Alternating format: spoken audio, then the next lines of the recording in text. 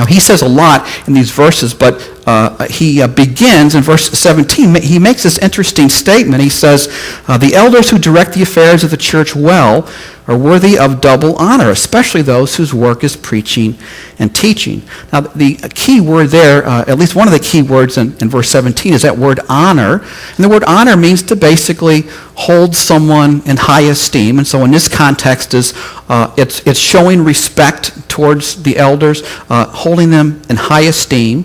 But here in verse 17, he uses this phrase, double honor, not just honor, but double honor. And I believe that this is not only showing respect towards the elders of the church, but also to financially compensate them, to pay them, okay, at least some of them. And you say, well, where do you get that? Well, I get that based on verse 18. In verse 18, he quotes two different scripture references. One of them is, do not muzzle the ox while it is treading out the grain. And the other scripture quote is, the worker deserves his wages. Now, most of us here, in the 21st century, we say, what? An ox treading out the grain? What does that mean? Okay, well, in the first century, what would happen? The farmer would harvest his crops, and he would spread all the plants, just newly harvested, spread them out on this fairly level, flat place, and very often they would have a farm animal, typically an ox, if you had an ox, and the ox would walk over all the plants. You say, well, why would they do that? Well, it would separate the wheat from the chaff. It would separate the edible part of the crop from the inedible part of the crop. And he says here, don't muzzle the ox. In other words, hey, if this ox is walking across the grain, if this ox is working on your behalf, doing a good work, don't put a muzzle over its snout. Hey, if the ox wants to occasionally bend over and eat some of the grain that he's walking over, let him do it. A worker deserves his wages. In other words, even a farm animal deserves his wages. And so what is he saying here? Again, I think he is saying that some elders who excel in terms of directing the affairs of the church, especially those who are preaching and teaching, they deserve double honor, meaning not only to hold them in high esteem, but we need to compensate them financially. A worker deserves his wages. As a matter of fact, this particular verses 17 and 18, very often churches use these verses to sort of, as the rationale, the biblical rationale for paying preaching elders like me, okay? Senior ministers, senior pastors is what we would typically call us. And what is interesting, that the word work in verse 17, it isn't just normal kind of work or activity.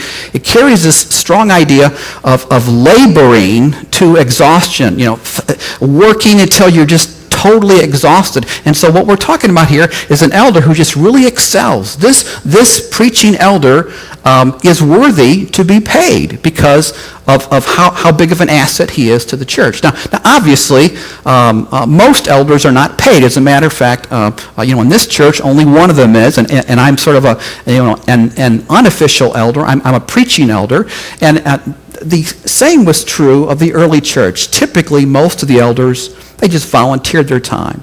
But those who were really working hard, spending all their time directing the affairs of the church and doing it well and preaching and teaching, they deserve to be compensated, okay? And once again, I'm speculating here a little bit, but it's if Paul has to mention this to Timothy, it could be that the church in Ephesus is not honoring its elders. It's not holding them in high esteem, and perhaps not compensating those handful of elders who are excelling in terms of their service. And then he from there in verse 20, he sort of really sort of changes topics here, kind of. All right, I beg your pardon. Verse 19, he says, "Do not entertain an accusation against an elder unless it's brought by 2 or 3 witnesses." Now, Anybody who has ever been in a position of authority, whether you're a teacher or a coach or an elder or someone in the workplace, you know that you're going to be criticized. If you're in a position of authority, you will be criticized. You just have to have thick skin. Okay? But what he's talking about here, it's not a petty criticism, and it's not just like a personality conflict. This is an accusation. In other words, someone has accused an elder of a sin. And Paul tells Timothy, hey, if that happens, if somebody in your congregation accuses an elder of sinning, they better have 2 or 3 witnesses. They better have proof. Otherwise, adios. Just dismiss that accusation. And if we were to study Matthew 18, and we're not going to do that this morning, but this follows church discipline, okay? It's protecting the innocent person. And so, in other words, an elder is not above being treated like everyone else in the congregation.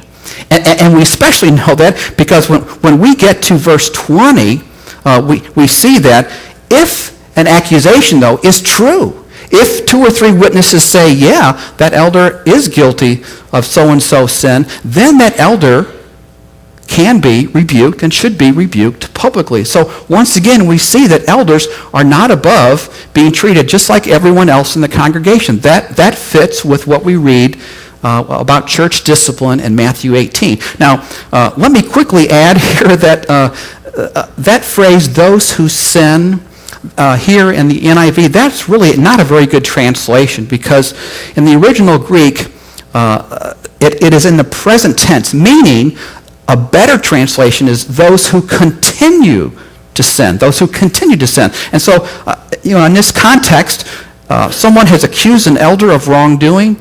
2 or 3 witnesses have gathered, and they've met with the elder, and you know what? He's guilty. And he says, you know what? I don't care what you think. I'm just going to keep on doing it. Well, if he continues to sin, that's when he can be rebuked publicly. But if he repents, there is no public rebuke. But again, that follows exactly what Jesus says in Matthew 18. And so the overriding conclusion there is that, once again, elders should be treated just like everyone else in terms of holding them accountable. And then in verse 21, Paul reinforces this overall command. He says, keep these instructions without partiality. And once again, you sort of get the feeling that, well, maybe they've been playing favorites among the elders. Maybe they haven't been treating them all the same. Or maybe they've been treating the elders better than people in the church, non-elders.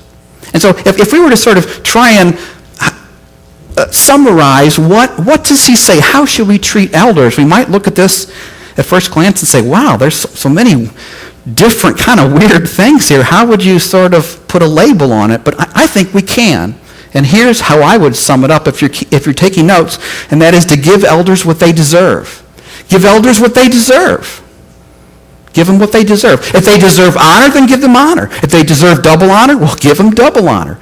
If they deserve to be protected against unsubstantiated, bogus accusations, well, you need to protect them, Timothy. On the other hand, if they need to be rebuked, well, rebuke them. And whatever you do, Timothy, don't play favorites, okay? Treat everybody the same, okay? And remember what we talked about earlier about it's not good enough to be picky and then put someone in place, to put an elder in place. We have to help them to succeed. We have to help them to excel. We have to support them. And that's exactly what we read here. We have to help them. And we help the elders by, again, giving them honor if they deserve honor. Double honor if they deserve honor. Double honor. We protect them if they need to be protected. We rebuke them if they need to be rebuked.